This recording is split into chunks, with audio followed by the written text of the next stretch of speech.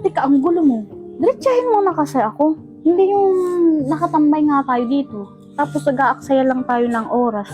Tsaka, ano pa ba to? Hindi pa ba tayo nagbaban? Lagi-lagi naman tayo nagbaban, di ba? Oo, pero ang gusto ko, eh, magkasama tayong dalawa. So, huwag ka na sumama dyan sa mga lalaki mo. Oo, alam ko magkaibigan tayo.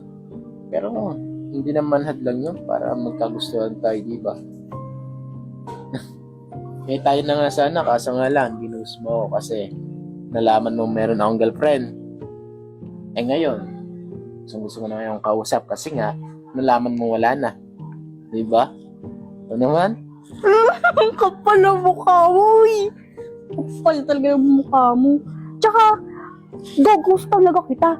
Eh, may girlfriend ka. Tapos gusto mo kausapin ako. Syunga-syunga talaga to, eh.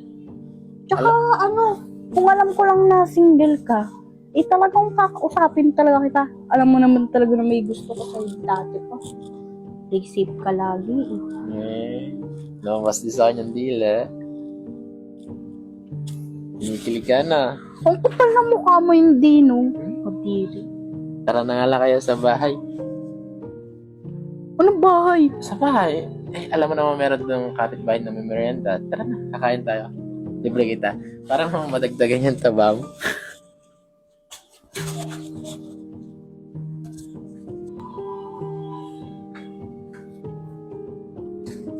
Pasok ka.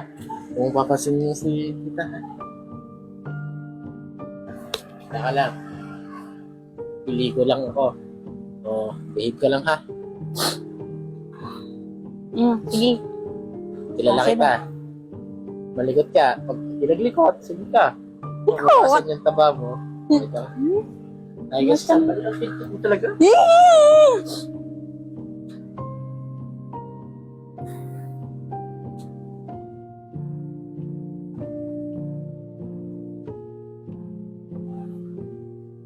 Hello? Hello po. Anong pangalan mo?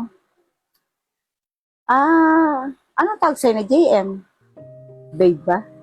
Ay, hindi po. Kaila lang po. Ilang buwan na kayo? Maraming chicks yan, ha? Buti nakakatiis ka pa. Ay, hindi po. Ingat ka sa pamangkin ko. Sige po. Sige, tutuloy ko ng pagwawalis.